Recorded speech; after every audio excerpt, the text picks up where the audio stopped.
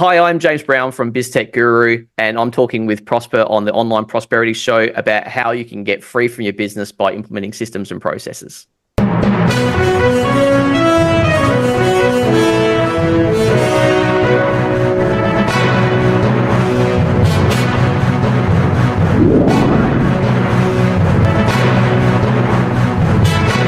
Ladies and gentlemen, welcome to yet another enlightening episode of the Online Prosperity Show. I'm your host, Prosper Taruvinga, and today I feel good. I mean, literally, we have a guest whose name might actually just make you think of the godfather of soul. Now, James, how are you doing, my man? I'm fantastic. I feel good. So should we do the whole and the spleef and everything else that comes? I don't think the jacket allows for it. Sorry. So, but that's the best you could do on short notice. I appreciate that. Now, for those that are watching right now, you might be wondering what's with this bromance. Yes, we've got James Brown with us today. So instead of him making you dance, he's here to help your business groove in a more efficient beat. And James is the founder of BizTech Guru, a consulting firm that's dedicated to helping business owners achieve greater time freedom and success through effective systemization. Now, a lot of people have businesses that sometimes feel like an adult daycare where they are just caught up in doing the busyness part of the business without them actually enjoying and also doing that which they signed up for, which is maybe freedom, profitability, and maybe more time with their loved ones. So James is here to help us figure out how we too can actually systemize our businesses and achieve freedom along the way. And we'll explore how he systemized himself out of a family business and the challenges that he faced along the way and the invaluable lessons that he also learned. And I think by the end of our conversation, not only are we going to be dancing, but I think you're going to understand the importance of systemizing your business. And also, you could also see ways that you could do that cheaper, better, faster. Now, I can't keep going on when we've got, the man himself in the house. I could go on and on, James, talk about things I'm not even qualified to even start talking about. Tell us a little bit about your journey, up until you decided, wait a minute, I need to actually start focusing on systemizing the family business that you were running at the time. Yeah, so I was 24 when I very much fell into running a family business. I had been working elsewhere, and for those who know Adelaide and the Barossa Valley, I was working in the Barossa, and I came back to the big smoke of Adelaide. I went to go study, marketing, and because I thought I was Superman at that age, I thought I could work full-time, study full-time, and also go get another job on the side. And that other job on the side was helping out with the family business a little bit that I hadn't been around since I was a kid. And not long after working there, my mother came up and said, "Hey, will you look after the place for about 6 months while I, head away and take a bit of time off?" I said, "No, but I'll run it from now on." And she came back an hour later and said, "Done." So that was, I didn't actually calculate the words that came out of my mouth. It just happened at the time. And it was a bit of a baptism of fire. And for about 3 years, I worked probably as much as 100, 120 hours a week, just working hard to try and make sure I could build that business up as well as possible. But working that long for that many years, I probably only took about a day off a month. After about 3 years, I not surprisingly got burnt out, and I ended up going on a cruise ship holiday by myself for 2 weeks. I asked my mother to step back in. I'm like, "I can't do this. I need to have a break." And I went, "I can't keep doing this. There's other ways." And I was surrounded by other people who didn't work in their business and had successful businesses. So when I got back, I went, "I'm going to do it this way." And I fully staffed the business rather than me doing everything myself. The problem was I didn't have any way that things were done. Everyone had to ask me. So I actually created more problems for myself by going and getting a whole bunch of staff. And so that was when I began that journey of building processes. And it was hugely a huge opportunity for me over the years I did it to get out of the day-to-day of that business, but I also did it the absolute wrong way. Mm, absolutely. And thank you so much for filling us in on those details. Now, James, you're presenting to us a business that literally burned your mother and also burned you off. What were you guys doing? It was a motel in Glenelg, which is, the Bondi of Adelaide, effectively, and it is accommodation is a truly 24/7 business. If you're that business had about 35, 36 rooms. So if you had a full house, you had maybe 80 customers at any one point in time, including on a Tuesday morning at 4 a.m.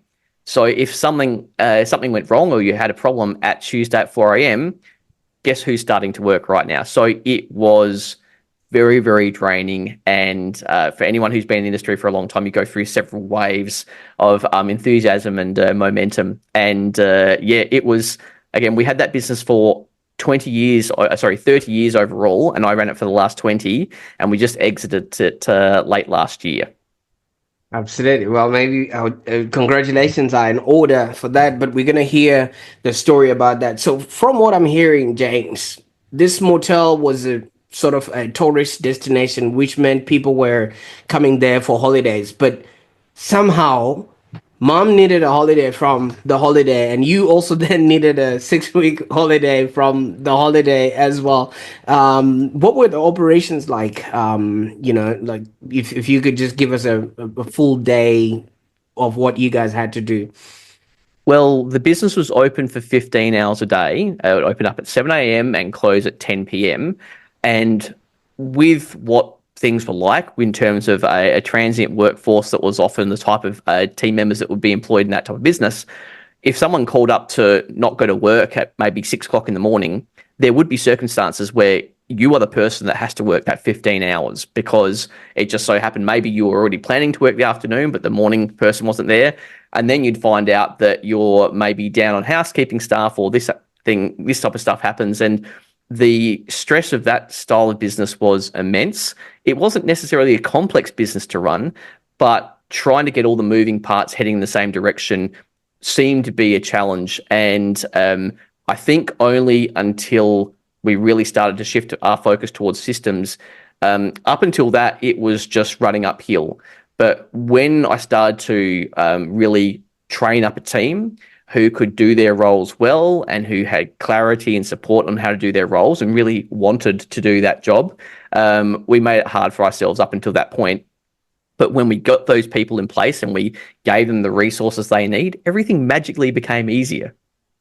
Mm, I can only imagine because at the end of the day, when things are not systemized, everything just people don't know where to start. And if people don't know where to start, they procrastinate and there goes the day. And before you know it, nothing gets done. And especially in a motel situation, it's people will complain if things are not in the right place, and that would have created more chaos and more fires to put out. Now, when you went on the cruise, you came across, like you said, people that were leisurely enjoying their time, yet their businesses were running, without them being present. Tell us what that realization now created for you, because fish don't see the water that they swim in.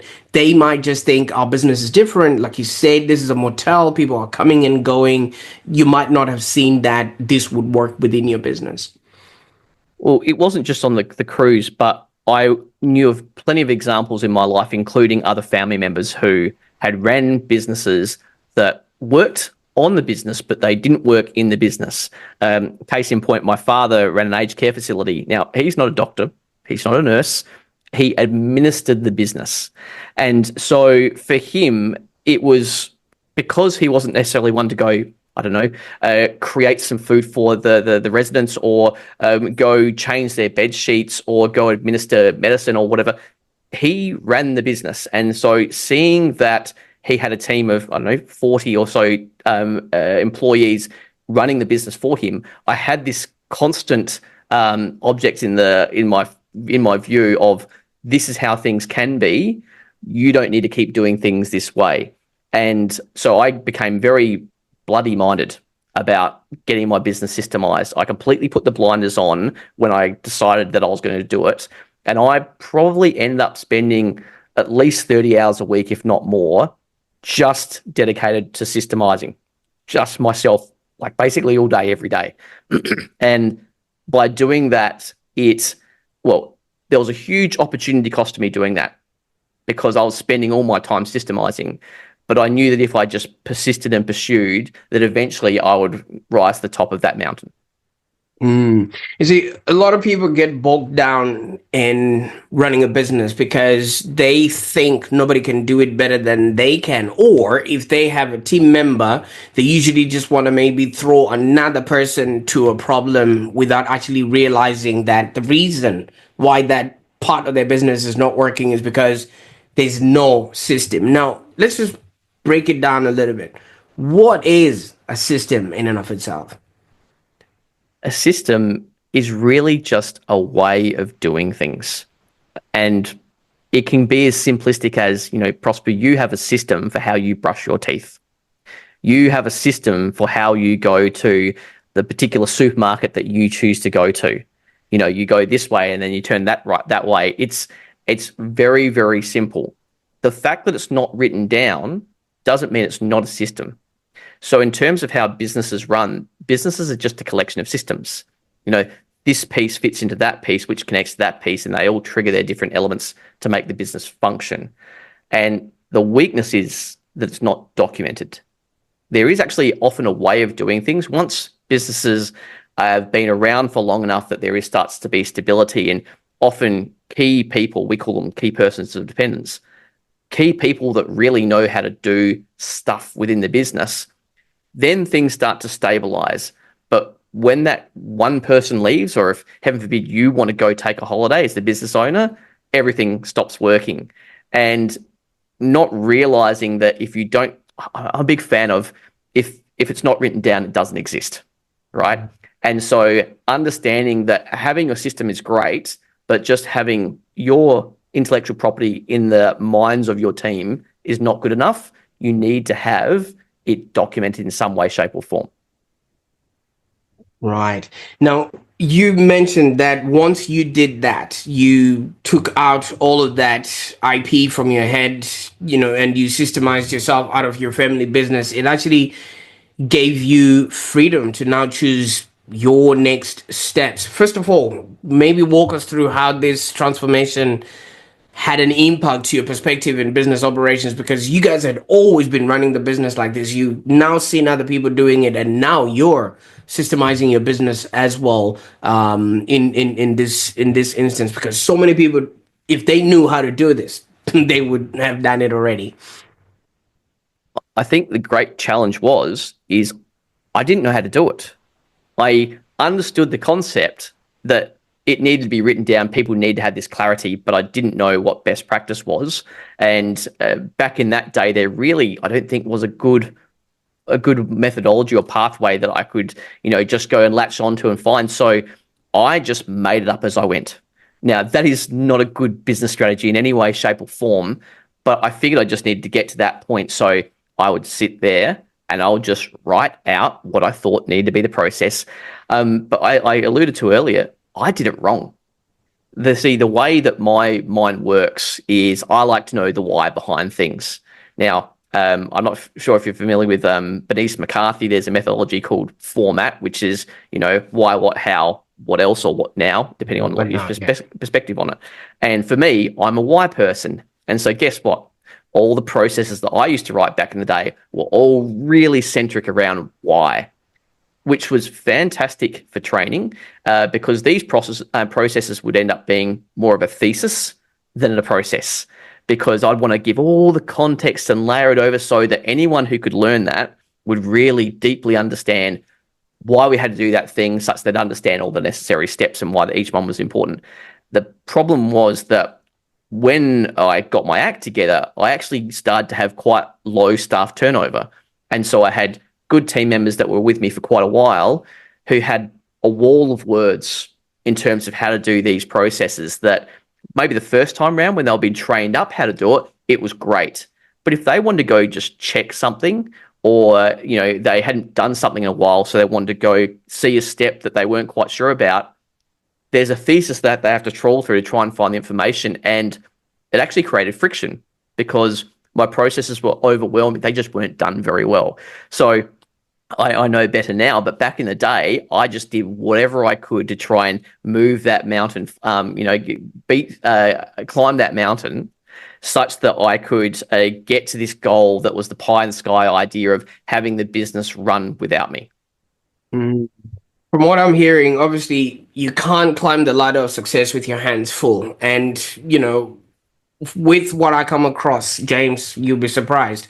Many business owners really struggle with the idea of letting go, right? Because they are the ones that have started this business and they're afraid if they write it all down, their number two is probably just going to run away with all that information, go and set up shop next door to them, and fearing also that they might maybe stifle creativity because there's certain things that when how to fold sheets and stuff like that, you don't want to be reading a manual on how to do that, like a step-by-step type thing, is or it might just make the process too rigid. How do you address these concerns, when you're working with the people that you now work with?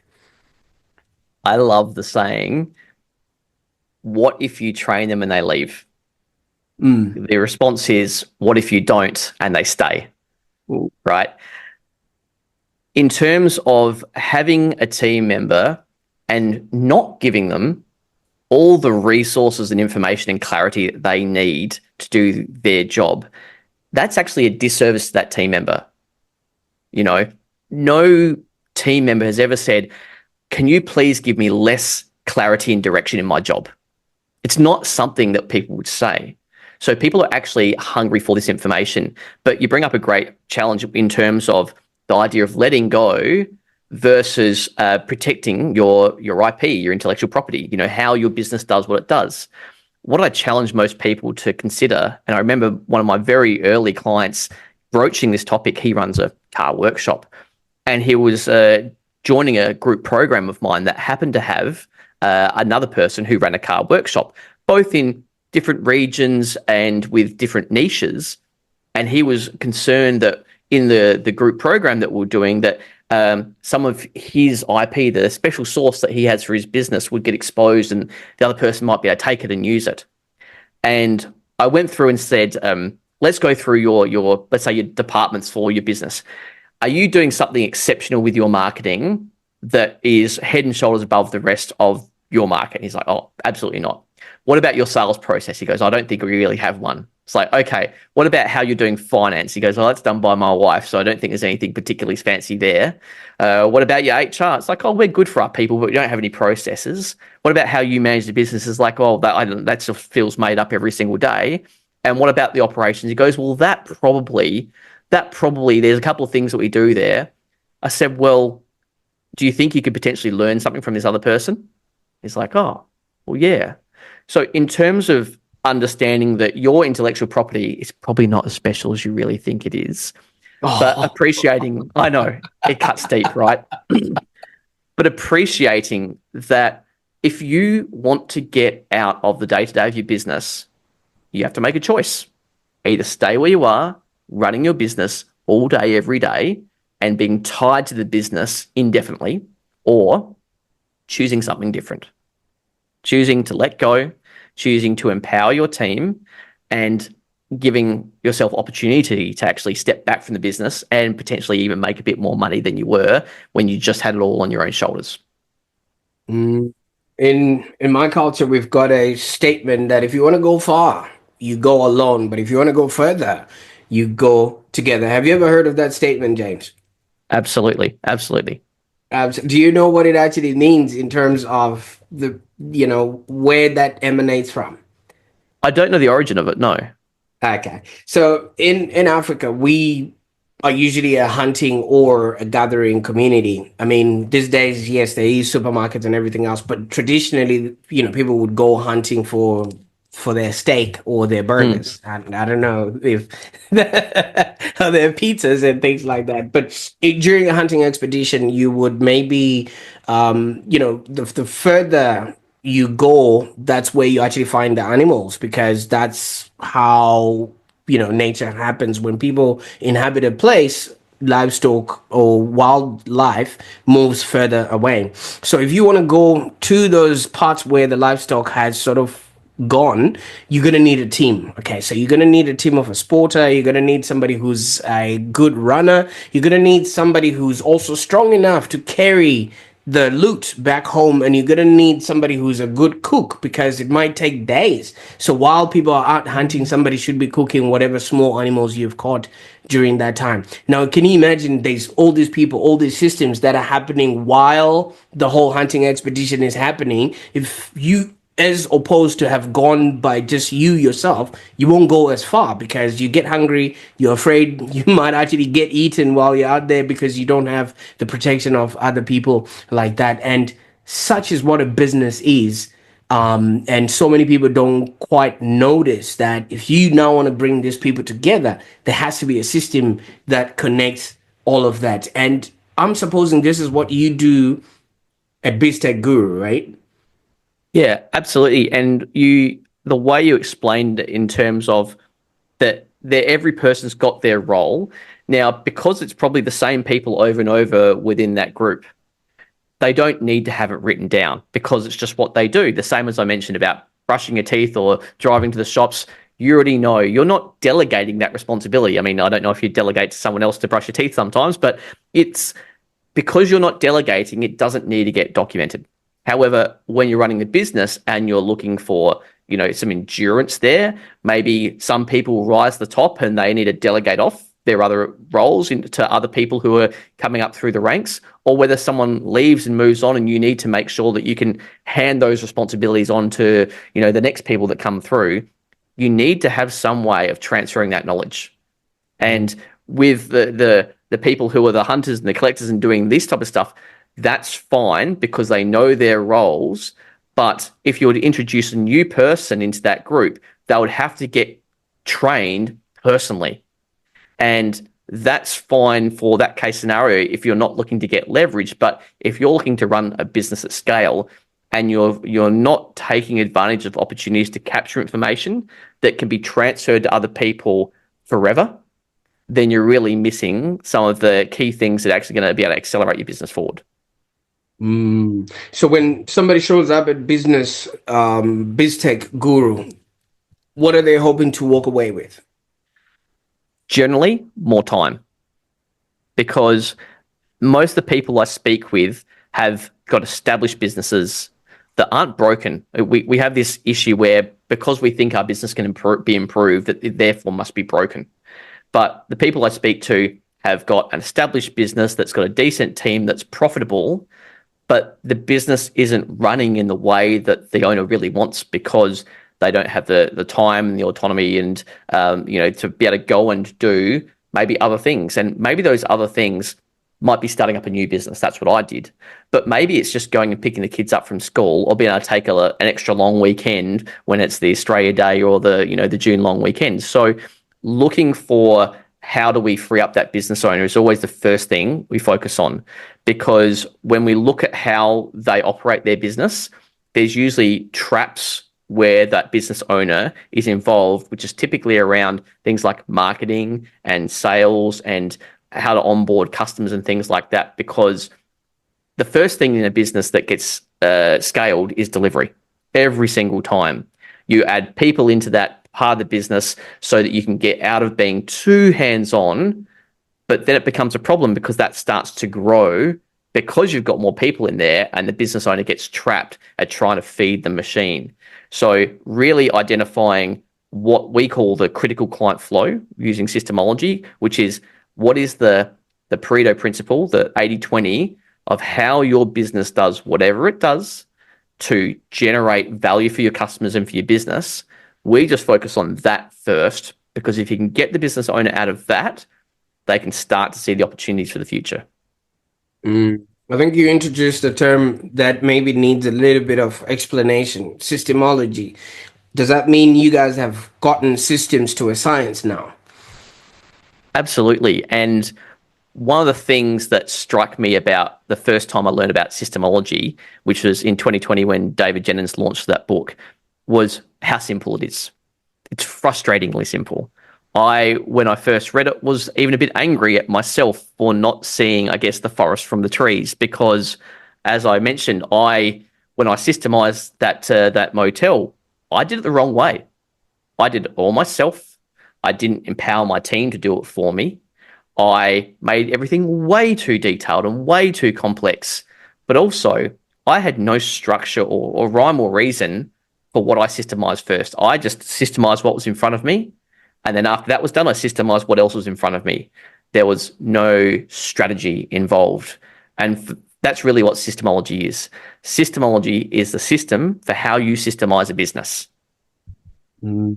And maybe for those that are looking to get started on that, what would be the best way to get a hold of you or to start that journey to systemize their business?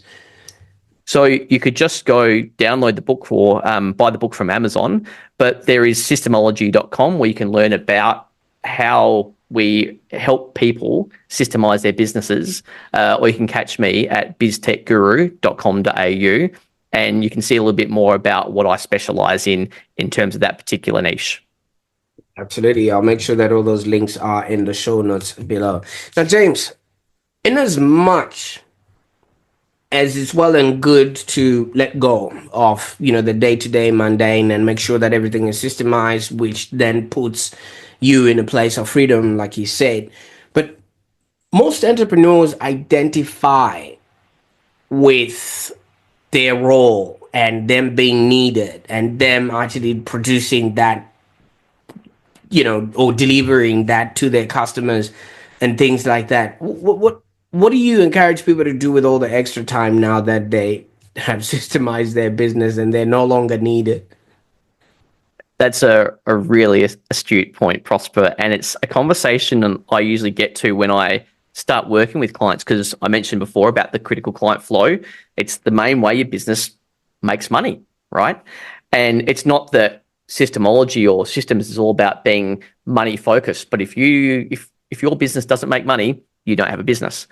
And the whole goal of that process is we use a method to get how your business makes money onto one sheet of paper, an A4 sheet of paper.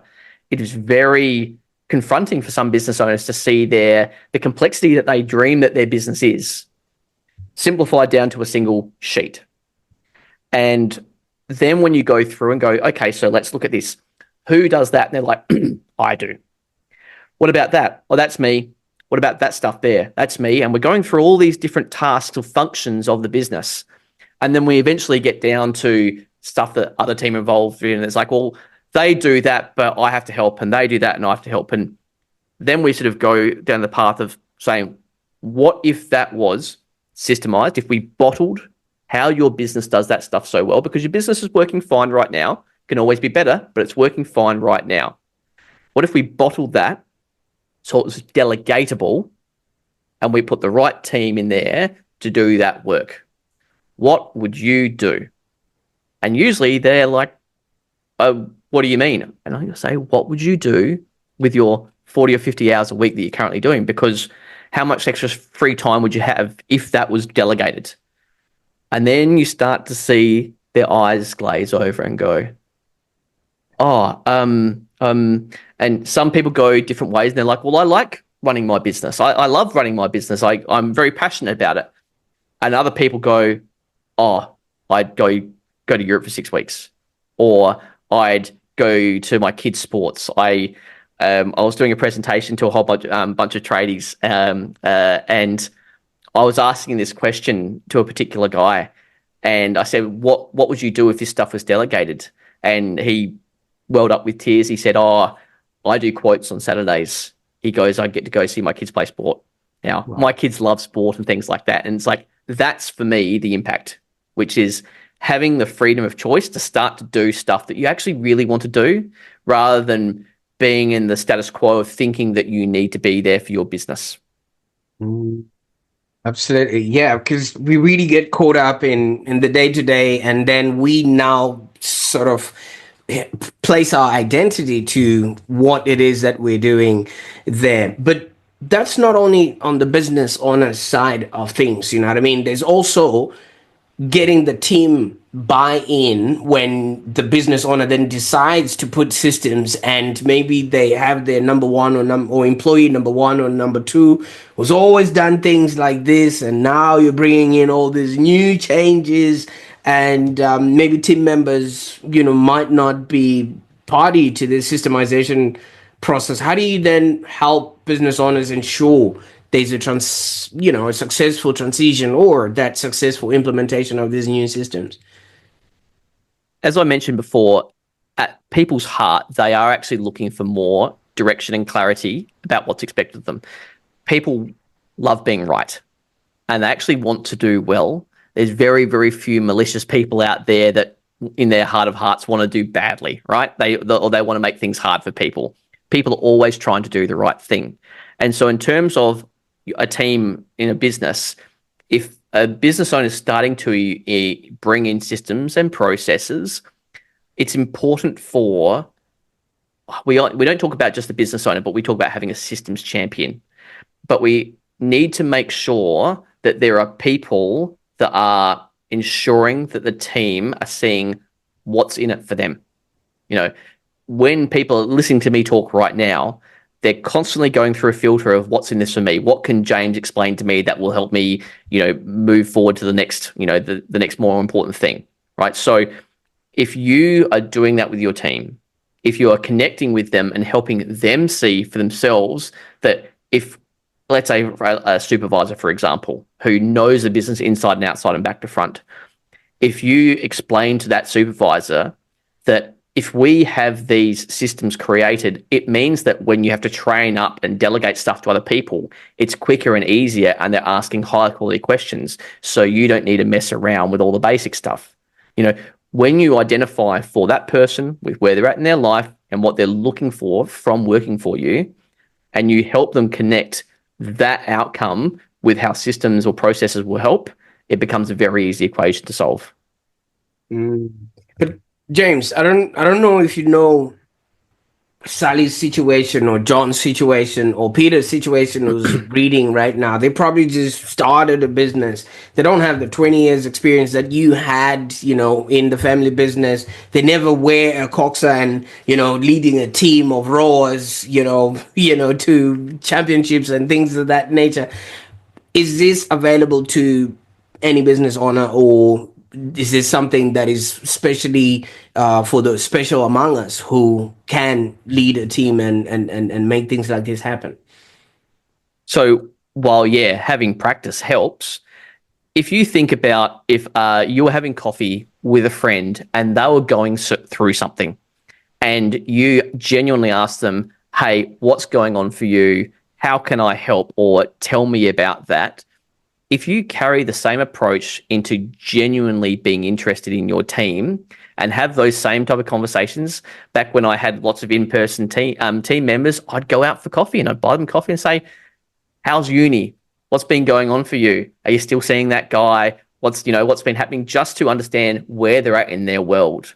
And yes, I've got lots of experience around how the systems and processes side of things do connect to where different people might be at in their life cycle and what their aspirations are. But if you just connect with people, those answers become quite obvious.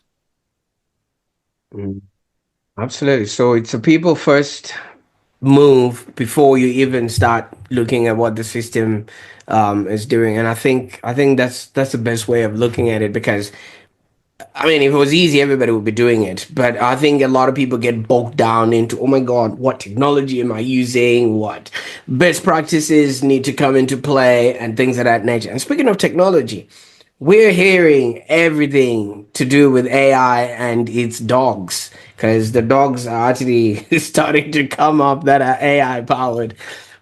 How does that leave any average business owner trying to systemize their business when there's all this stuff that they need to figure out moving forward? with what AI can do for businesses, we're really firm advocates of the concept that your systems are the programming for AI. I don't know if you've tried to go and put a one sentence query into, Chat GPT and say, please write an $800 word blog for my SEO business. You're going to get rubbish, rubbish in, rubbish out. Whereas if you think about what systems and processes are, they add context, they add what, they add how, and sprinkling of other elements in there. And if you were to feed AI that information and then say, go do the thing, the standard, the quality of result that you get is so much greater. So if you're giving team better clarity and direction, the same thing applies for AI. When I talk with some of my customers, when I help them build sort of some prompts around systemizing and things like that, that we try and give a background to the AI, and we focus on things like how are you going to format it? Because if I see a 300 block of prose text with no full stops and it's just gibberish, really, that has maybe all the right words, but it's not concise, it's not well laid out, AI is going to read that the same way as a human will to some degree, which is what part is the important part? What should I focus on? Hang on, is that the background? Is that the task? Is this the stuff I should pay attention? If you muddy the waters by don't equipping AI with everything it needs to do its job well, then don't expect a very good result. I like that. Somebody told me, James, that AI is like driving a car. All right. The car will only go as fast as you press the accelerator. It will only go the direction that you put the gear in. Either if you put it in reverse, you can't look forward and think it's gonna go that way. It will go towards where you have given it. So many people are just jumping into a car and then saying drive. And I know we're gonna get to that position, but I don't think we're there yet. We've only just let go of the stick shift. So yeah, that's something that people need to be cognizant of. But I really appreciate the time that we've spent today, James. I know we could go on and on about all of these things, but I just looked at your system and then it told me that we had to have a hard stop at this particular time. What any sort of last words or anything that we can expect in the future that you at BizTech Guru are coming up with that people can be excited about? Yeah, what we're really helping people with at the moment is helping them get a systems champion such that they can delegate the responsibility internally to a team member who puts that hat on or wears that name badge, and they take that responsibility and do the work of systemizing for the business owner such the business owner can focus on more important things. And so we've been, with Systemology, building a lot of training for people to be able to really take that bull by the horns and deploy it with confidence such that this mystery of how to systemize a business can be solved quite easily. I see you've got a map on the side there. Is it because your business is now systemized? You just pick a spot and off you go. Well, I have 8 trips planned for this year already, but with a little bit of work and a little bit of play. But building a business that gives you the options to be able to go and pick where you want to go and work from there or not work from there, that's really at the foundation of it. So we've been meaning to go and put some dots on there about all the different locations that we've traveled to as a family, but we haven't gone and bought the model paint yet. Absolutely. You need to create a system around that. If you need, ideas on how to do that, I know a guy, okay? Absolutely. Fantastic. Now, James, thank you so much for taking us on this journey. I mean, so many people are literally driving their cars with the handbrake on because they don't have the systems that will help them actually, leverage the business that they have created into a business that's profitable and enjoyable, and not only in their business but also in their lives. Because once you let go of that thing that's holding you back, you literally can be there for your loved ones. Now, for those that are watching right now, thank you so much for sticking with us. I'm hoping you've learned a thing or two from today's episode. And I actually encourage you, if you are watching this and maybe you're working within a business, or a business owner that's struggling to get by and they could benefit from these insights, I think the best thing you could do is just share this episode with them. Not only are you just sharing stuff with them, but you're helping them break free from the daily grind, and they can actually start achieving operational freedom. And I will be putting in all the links for you to get in touch with James, so that you too can actually start picking a place on your map, and you could go there, because now you've got all the time in the world. Until next time, keep striving for success, and remember, the right systems can set you free. Bye for now.